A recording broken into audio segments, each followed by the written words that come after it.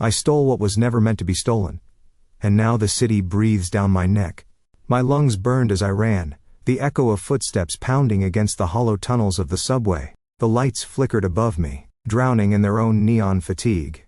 Green then, red, then dead again, as if even electricity wanted no part in my escape. My sneakers skidded across the slick concrete, the smell of rust and old dust filling my throat. Behind me, the rhythm of pursuit was relentless. Heavy, disciplined, inhuman. I'd like to say I had a plan, some carefully orchestrated exit route mapped in my head, but the truth was less heroic. All I had was panic, one stolen file clutched to my chest, and a half-broken instinct screaming, "Run, run, run." "Brilliant, Evan," I muttered under my breath, the sarcasm bitter in my mouth. "Steal the devil's ledger, then choose the world's longest hallway as your getaway." Apless planning. The tunnel stretched on like veins of a dead beast, pulsing with the occasional flash of a train far ahead. I darted into a maintenance passage, nearly tripping over a loose cable. My heart hammered so loudly I half expected it to betray me to the hunters. They were close. Too close. I could hear them. Shifting metal, claws on concrete, the scrape of something not quite human against the rails. But it wasn't just them I feared. No, the real terror was the man who didn't need to run at all. I'd glimpsed him only once tonight, but it had been enough. Kael. He hadn't shouted. He hadn't chased. He hadn't even broken stride. He just stood there on the opposite platform, coat sharp as a blade. Eyes cutting through the chaos of commuters and shadows alike. A professional. An apex predator in a suit. And I, lucky me, was his assigned prey. I scrambled up a short stairwell that led to a locked iron gate. My lockpick kit, muscle memory kicked in before my brain did. Fingers trembling, I jammed a pick into the rusted padlock, whispered to it like an old friend. "Come on, don't fail me now. You and I, we've danced this dance before." The lock clicked. Relief flared like lightning, and I shoved the gate open just wide enough to slip through. The space beyond was darker, quieter, the scent of mildew thick in the air. Abandoned line. Perfect. Or maybe suicide. Hard to tell at this point. I forced myself forward, boots crunching gravel, shoulders scraping the damp wall. My breath came out in ragged gasps, white mist in the chill. Somewhere behind, a chorus of hunters spilled into the tunnel, their noise clattering off steel beams like a pack of wolves eager for blood. But Kael's silence unnerved me most. No sound, no rush. Just the certainty that he was there, calculating. "Maybe you're not real," I whispered to myself, though my voice shook. "Maybe I imagined you. Tall, perfect, terrifying. My brain does like a good monster story." A sound answered me. Not the clatter of claws, but the measured strike of polished shoes against stone. Slow. Even. I froze, my chest tightening. I turned. There he was. He hadn't followed through the gate like the rest. No, he'd chosen a different path. Because of course he had. Kael stood at the far end of the corridor, framed by the last trembling glow of a dying bulb. His coat was immaculate, his hair untouched by the damp air, and his posture was so precise it felt rehearsed. Eyes like shards of winter locked onto me. Not furious, not triumphant, curious. For a second, everything stilled. The hunter's noises faded, drowned beneath the weight of his presence. My pulse faltered, a stutter in my chest, and I hated myself for it. "You don't even have to try, do you?" I rasped, though my voice carried more defiance than I felt. "While I'm here sweating my lungs out, you just—" I gestured weakly. "Stroll?" He didn't answer. Not with words. He took a step forward. Deliberate. Silent. I spun and bolted. Heart jackhammering. The stolen file pressed against me like it might fuse with my ribs. My feet pounded the gravel, splashing through puddles, lungs screaming for air. But even as I fled deeper into the dark, I knew one thing with cold, undeniable clarity. He wasn't chasing me. He was letting me run. And somewhere in that terrifying calm I understood, Kael would catch me when he wanted. Not a moment sooner. Not a moment later. Orders are simple. Orders are always simple. Find the breach. Contain it. Eliminate the risk. I had followed those same words for decades, long enough for them to calcify into routine. The world shifted. Empires fell, cities rebuilt themselves into glass and steel, neon veins glowing through their bones. But the work never changed. People signed their names where they shouldn't, made bargains they couldn't keep and then thought they could run. No one runs forever. But the man tonight, he was different. Evan. I already knew his name from the dossier, though seeing him in motion had told me far more than ink on a page. He was raw, frantic, brimming with that very human arrogance, the kind that believed a stolen file could topple a system older than nations. And yet, I couldn't deny the spark in him. Most fugitives were broken by fear before I ever touched them. Evan still fought with every ragged breath. From the rooftop where I stood, the city pulsed below me. Towers of glass reflected each other like endless hallways of light, the streets bleeding with neon advertisements. Every camera, every lens, every screen belonged to the system. To us. It was almost insulting how easily he slipped between blind spots, ducked through crowds, rewrote digital trails. A contract breaker with a hacker's mind. I should have been irritated. Instead, I found myself curious. The hunters, my kind, were built on discipline. Cold precision. A contract was not just ink, it was law. If one soul could cheat it, what stopped another? Chaos. The unraveling of everything. We were the keepers of order, the blades that cut down rebellion before it spread. And yet I watched him dodge across the rooftop ahead, shoulders heaving, hair plastered, to his face with sweat, and something stirred in me that was not duty. Sloppy, I murmured to no one, my voice carried away by the wind. But, alive. I shadowed him from above, not rushing. The others would close in, claws scraping, eyes glowing hunger. They always did. I only needed to be patient. Evan didn't realize yet that his path narrowed into a glass atrium bridging two towers. Too exposed. Too fragile. A dead end. He stumbled into it minutes later, chest rising and falling like a cornered animal. I descended. Silent. Purposeful. The atrium lights hummed weakly, casting reflections against the windows. He turned at the sound of my shoes on glass, eyes wide, wild. He looked at me as though I were the final wall closing in. Of course, he spat, voice raw. It had to be you. The perfect one, the clean suit. Let me guess, you've rehearsed this moment, haven't you? All slow steps and murder eyes? I stopped a few paces away, meeting his anger with calm. You're not making this easier for yourself. He barked a laugh, bitter and sharp. Easier? What part of this was ever going to be easy? You people don't do mercy. You do contracts, ink and blood. His words rang in the air, sharp and unflinching. Many had cursed me before. Few had looked so alive while doing it. I should have ended it there. My hand twitched toward the mark at my wrist, the sigil that could bind him in place until the others arrived. One gesture, and his body would drop to its knees, the stolen file torn from his grip. But I didn't. Instead, I studied him, his chest heaving, fists clenched, jaw set. Not broken. Not begging. Defiant. Even when he knew the game was lost. And something in me paused. The others were close. I could sense their approach, the vibrations in the glass, the whisper of claws. Evan didn't notice yet, too fixated on me. I stepped aside. The movement was small, almost imperceptible, but his eyes widened like I had split the sky. What? His voice caught, suspicion sharp. You're letting me? You're in my way, I said evenly, though we both knew it was a lie. For a heartbeat, we stared at each other through the shifting glow of the city. His fear cracked just enough to show confusion, even disbelief. Then he bolted past me, shoving the door open at the atrium's far end. I didn't reach for him. I didn't stop him. The others would wonder why I delayed. They would think I was hurting him, driving him into tighter corners.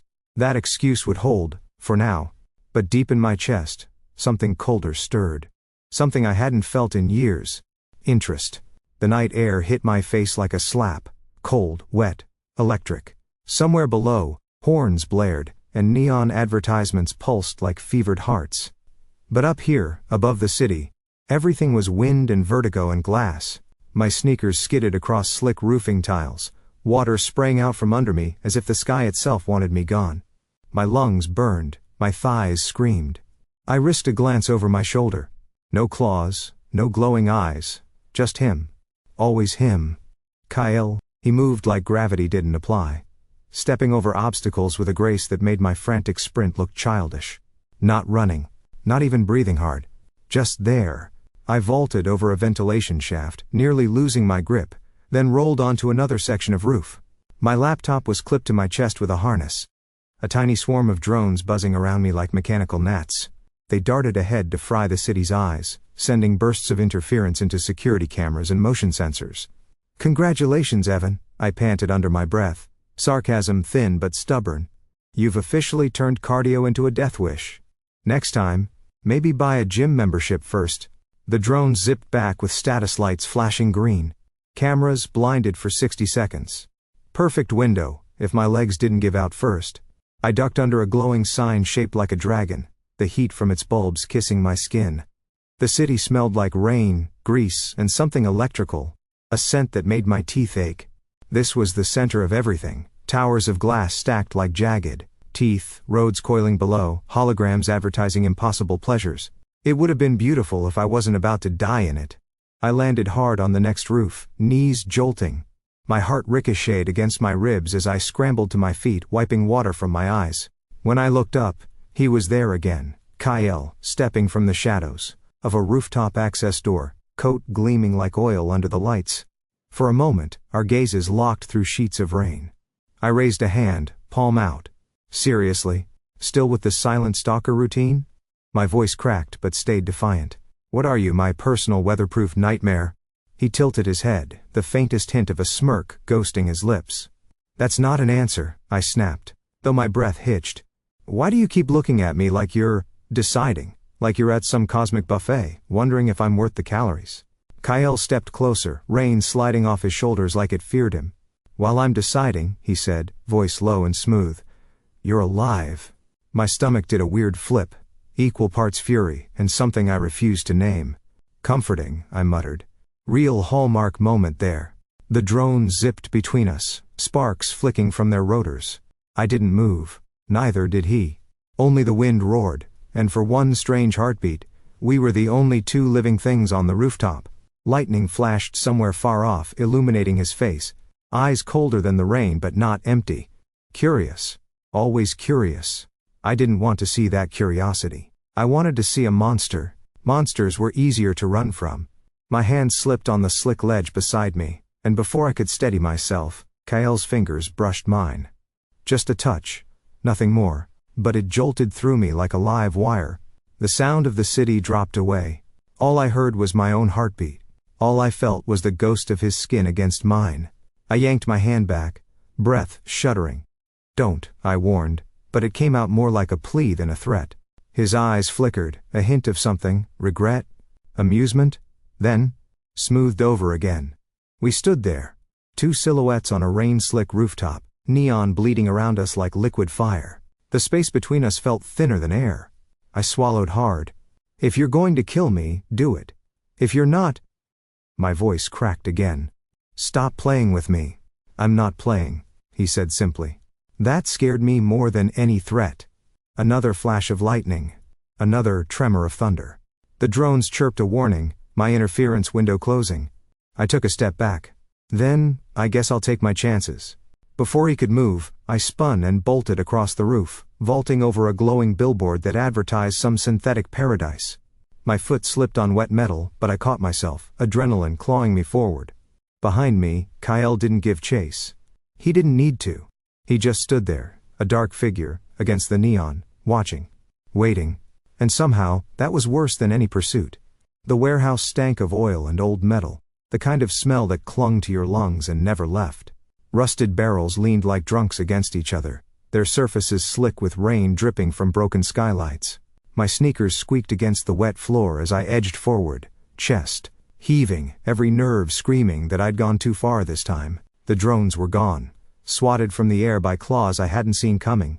My laptop was half dead, screen cracked from the last fall. And I was alone. Or at least I thought I was.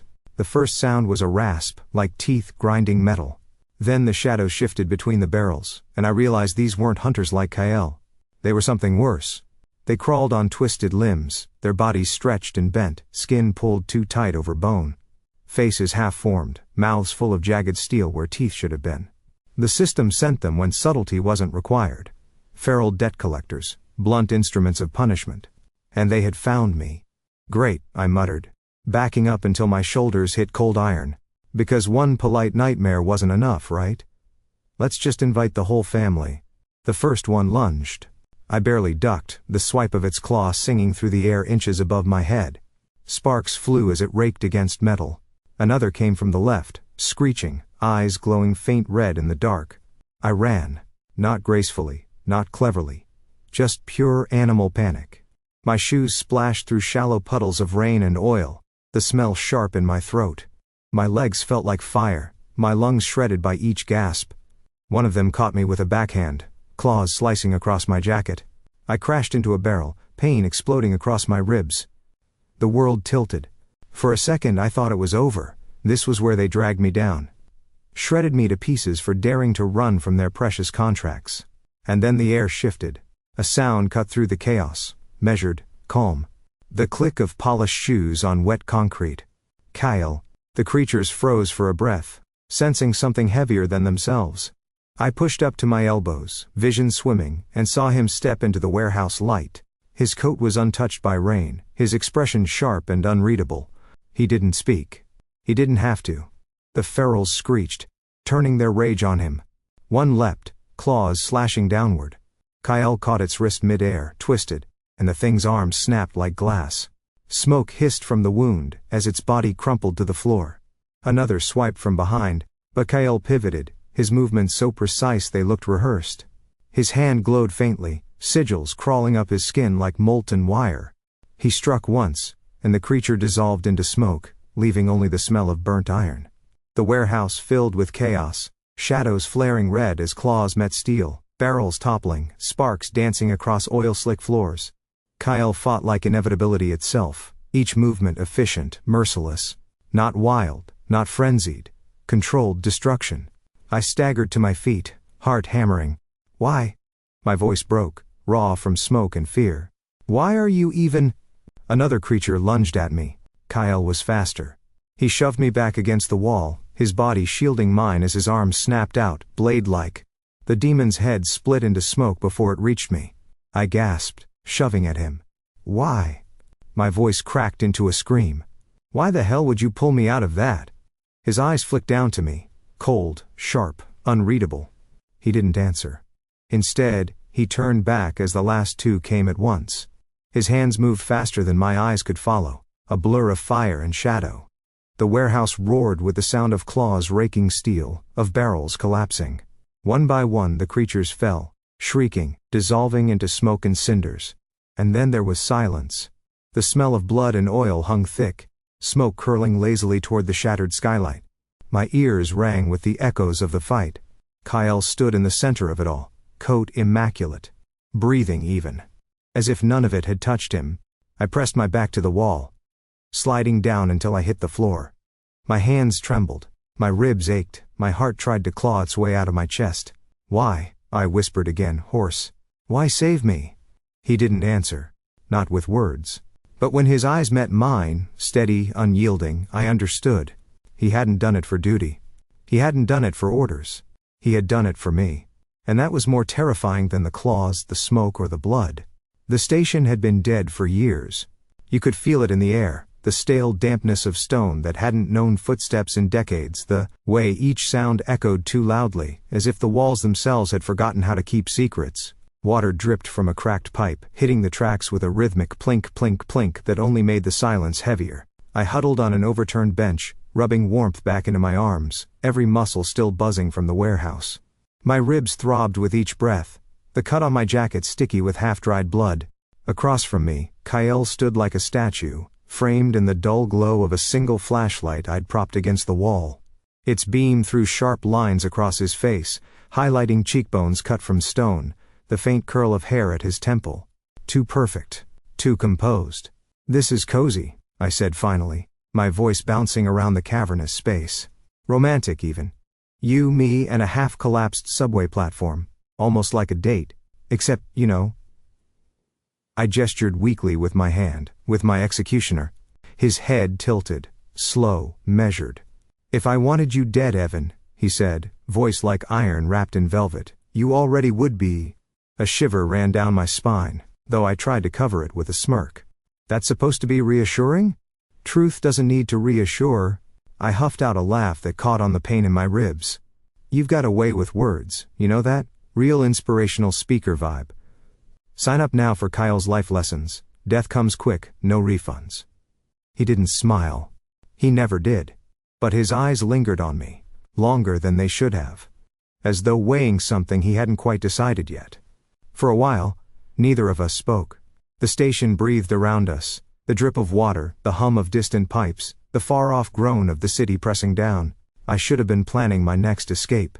Instead, I watched him. The way he stood, utterly still, like control wasn't something he practiced but something embedded in his bones. Finally, I broke the silence. You don't like them, do you? He glanced at me, sharp. Who? The rules, the system. The whole ink and blood contract machine you're part of? His jaw flexed, almost imperceptibly. My role isn't to like. It's to enforce. Yeah, I muttered, leaning back against the wall. That sounded rehearsed. For once, he didn't immediately reply. Instead, he looked past me, into the dark mouth of the tunnel, as if the shadows might answer for him. You think I chose this? He said at last, quieter than I expected. Choice is a human luxury. I blinked, caught off guard by the softness under his words. Kael never explained, never revealed. Yet here he was, the perfect blade, showing a sliver of rust. Could have fooled me, I said, though my voice had lost some of its edge. The silence after stretch taut. I shifted, restless, the cold seeping into my bones. My hand brushed the edge of the bench, fingers drumming nervously against the wood. When I glanced up, I caught him watching that movement, watching my hands. Don't look at me like that, I muttered. Like what? Like. The word stuck. My throat was dry, my pulse annoyingly loud in my ears. Like you're waiting for me to stop being afraid. Kael stepped closer, the beam of the flashlight cutting across him.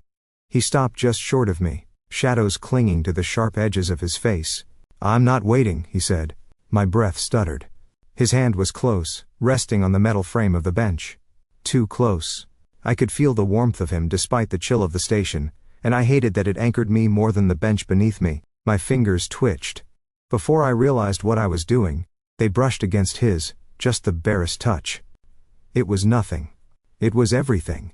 The drip of water, the hum of the city, the ache in my ribs, all of it faded under that single point of contact. My chest rose and fell too fast, the air sharp in my throat. I should have pulled back. I should have shoved him away, laughed it off, done anything but this. Instead I looked up, and found his eyes waiting. The space between us dissolved. 1 second there was distance, the next there wasn't. His hand caught the back of my neck, firm but not cruel, and his mouth crashed against mine. The kiss was a collision, raw and reckless, no grace at all. My mind screamed against it even as my body betrayed me, leaning in. Breath caught. Heart hammering so hard I thought it might break. Then it ended, as sharp as it began. We pulled back, both breathing hard, staring at each other like we'd just stepped off the edge of a cliff. Shock. Fury. Something neither of us had the courage to name. The flashlight flickered once, then steadied. The water kept dripping. But the world had shifted. And neither of us could pretend it hadn't. It should have been impossible, hiding from the system. Every camera, every whisper of smoke, every glimmer in the dark belonged to them. And yet somehow Kael had carved out pockets of silence, tunnels the others avoided. Buildings coded as condemned, blind spots in the city's endless eyes. I didn't ask how. I wasn't sure I wanted to know. All I knew was that for the first time since I'd run, the claws weren't scraping at my heels. The other demons had gone quiet, their pursuit strangely blunted. But silence doesn't mean safety, it means suspicion. And suspicion, in their world, was lethal. We holed up in an old stairwell beneath a collapsed theater. Dust lay thick on the marble, and cracked posters still clung to the walls, ghosts of operas and tragedies long forgotten. I slumped onto a step, every muscle begging me to stop, to rest, to forget the way my heart still tripped over itself when I remembered his mouth on mine. Across from me, Kael leaned against the railing, his coat dark against the faded gold. His eyes scanned the shadows, sharp as ever. Too sharp. You're different, I muttered, half to myself. His gaze slid to me, slow, assessing. Explain. You're supposed to bring me in. Instead, you're playing bodyguard. What happens if the others notice their golden boy can't do his job? They already notice, he said flatly. No hesitation, no attempt at denial. The words landed heavy in my chest. So they think you've lost your edge. They think, he corrected, I've lost my grip on the rules. I barked a laugh that scraped my throat. Well, that makes two of us. He didn't laugh. He never did. But his jaw tightened just enough to tell me he felt the weight of it. For a while, the only sound was the drip of water through the broken ceiling. I pressed my palms over my eyes, exhaling hard. I don't know why I'm even letting you do this, I muttered. You could still turn me in at any second. Hand me over, clear your record, and go back to your perfect routine. I could, he agreed, voice like ice. I lowered my hands, glaring at him. Not exactly a pep talk, Kael.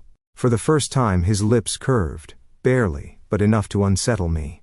You complain even when I keep you alive. Oh, I'm sorry, I shot back, sarcasm flaring to hide the nerves in my stomach. Let me correct myself. Thank you, my demonic bodyguard. Truly, it's been a lifelong dream to have a walking executioner as personal security. His eyes flickered, a faint amusement slipping past the mask. You're ungrateful. Alive, I countered. Ungrateful comes after. Something shifted in the air between us, familiar now, this strange magnetism that had no business existing. I hated it. I wanted it. I shoved myself upright, pacing the length of the stairwell. This doesn't make sense. This. One moment you're the rulebook wrapped in human skin. The next you're... I stopped, frustration clawing at my throat. What the hell are you doing, Kael? He didn't answer right away. His gaze followed me, calm, calculating, but not unfeeling. Finally, he said, I'm choosing... The word lodged in me like a splinter. Choosing. Not following orders. Not obeying the ink. Choosing. I wanted to scream. I wanted to laugh. Instead, I pressed my palms against the wall, head hanging low. You make it sound simple. It is, he said. I turned sharply, anger rising just to fill the space where fear had been. No, it's not. You're risking everything. And for what? For me? You don't even know me. His silence was answer enough. He didn't know me, but he kept me alive anyway. The argument died in my throat. I realized how close we'd ended up, me against the wall, him only a step away. The dim light from the broken flashlight caught the sharp line of his jaw, the faint rise and fall of his chest. I swallowed, breath catching despite myself. I started, voice low, unsteady. You make me forget I'm supposed to hate you. Something flickered in his eyes, quick and dangerous, like a flame fighting wind. For a moment, the world held still. The dust, the dripping water, the echo of silence. It all faded until there was just him, his hand on the railing, mine clenched at my side. Too close. Always too close. I broke the moment with a sharp laugh, stepping back to shove the tension away. God, listen to me. First time in history anyone thanks a demon for babysitting. His mouth curved again, the faintest shadow of a smile. First time in history perhaps. A demon deserves it. The heat in my chest spiked, infuriating and irresistible all at once.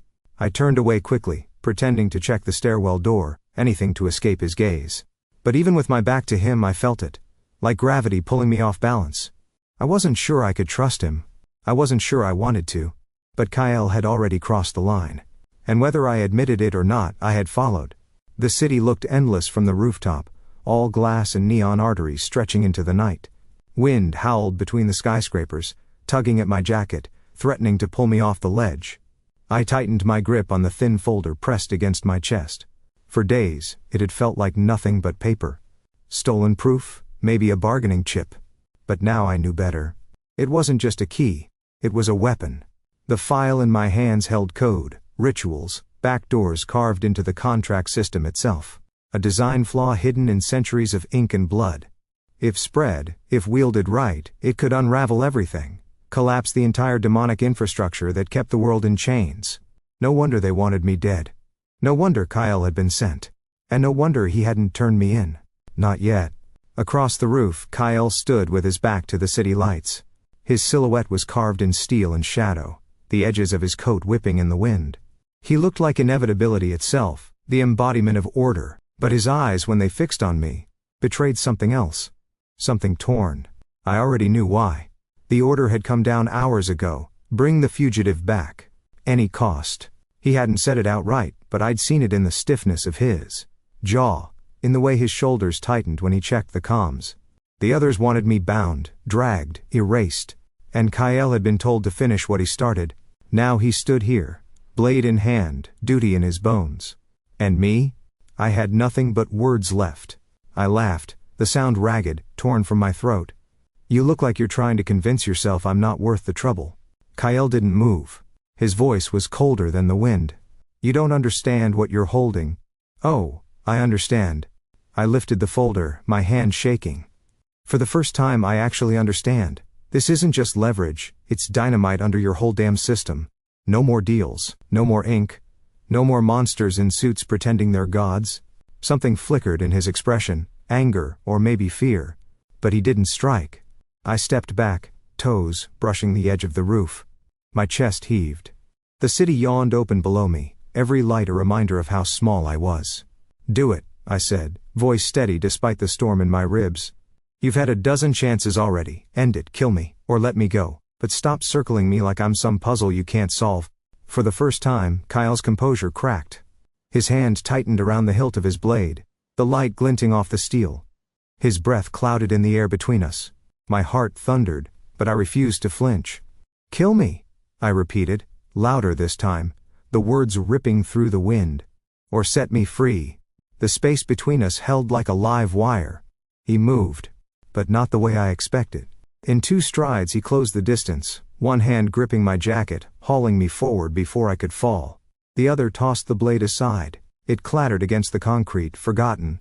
And then his mouth was on mine, crushing, fierce, like all the control he'd worn like armor had split in half. It wasn't gentle. It wasn't careful. It was a war in itself, a collision of heat and desperation. I gasped against him, my fingers clenching on instinct around the folder, my chest heaving with confusion, with something more dangerous than fear. When he pulled back, his eyes burned, not with fire but with something that made me weaker than claws or chains ever could. I will not kill you, he said, low, ragged. And I will not let them have you. My throat closed. The wind screamed louder, whipping between us. You're... The word caught, breaking. You're choosing me? His hand still gripped my jacket. His knuckles white. I am choosing us. For the first time since I'd stolen the file, since the chase had begun. I felt the ground shift, not beneath me, but beneath everything. The hunter had broken the rules. And suddenly I wasn't running alone. The alarms spread like wildfire through the city. I could feel them in the walls, humming in the wires, the very air vibrating with the system's fury. Every screen lit up red. Every camera flicked awake. It wasn't just me anymore. It was him too. Kael had crossed the line. And now the system wanted us both. We tore through the underbelly of the city, down into tunnels slick with condensation. My lungs burned, but for once, it wasn't fear alone pushing me forward. It was the press of his hand at my back, steady, certain. Left, he ordered, his voice calm even as the echoes of claws rang out behind us. I skidded around the corner, nearly colliding with a locked iron door. Before I could curse, Kael pressed his palm to the sigil burned into the handle. Light sparked, the lock dissolving with a hiss. The door swung open, and we slipped inside, slamming it behind us. The passage beyond was narrow, lined with flickering lights. I laughed, sharp at first, then startling even to me. It bubbled up, real, ridiculous, and uncontrollable. Kael glanced at me, one eyebrow raised. What's funny? I clutched the folder against my chest, still laughing between breaths. I just realized, I'm finally getting what I always wanted. A partner in crime, only mine happens to be a demon with cheekbones sharp enough to cut glass. He shook his head, the faintest curve of his lips betraying something almost human. You're insufferable. Alive, I corrected, grinning despite myself. Still alive. We pressed on. The tunnel spat us out into an old service corridor, pipes groaning overhead.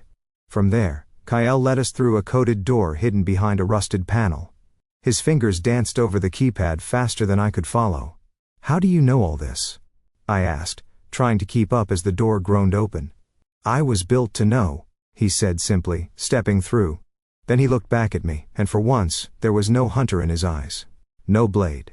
Just a man, tired, unyielding, but choosing. Something in my chest tightened. I didn't have words for it, so I looked away. Above us, the city raged. Sirens wailed, red lights cut through the night, and I knew every camera, every clawed creature, every hunter would be searching. For him. For me. For us. We crossed the chaos like ghosts, ducking under billboards, sprinting past alleys where shadows waited, climbing fire escapes slick with rain. My body ached, my head spun, but every time I faltered, Kael was there, steady and certain. As though protecting me was no longer a rule to follow but a vow he'd written himself. At one point, we crouched together behind the glass of a shattered storefront, neon bleeding across his face. I realized then how different he looked, less like the perfect predator who had once stalked me, more like a man standing against everything he'd ever known. Our eyes met, and the silence between us hummed louder than the alarms. "What happens now?" I whispered. Kael's gaze didn't waver. "We run, until there's nowhere left, and then we build something of our own." My throat tightened. A laugh and a sob tangled together. "You make it sound almost easy." "It won't be." His hand brushed mine. Not a command, not a trap, just a choice. "But it will be real." We moved again, slipping through chaos until finally at the city's edge, the noise thinned. The lights fell away into shadow. The last barrier was a chain-link fence, tall and rusted. Beyond it the dark sprawl of the unknown. Kael ripped the metal apart like paper, and for the first time the night ahead felt like freedom. I turned back once, watching the city pulse red behind us, every screen screaming our names. And yet, for the first time, the fear didn't choke me. Because he was beside me. We stepped into the darkness together. The weight of the world finally behind us. Now the system hunts us both, but for the first time, I am not alone.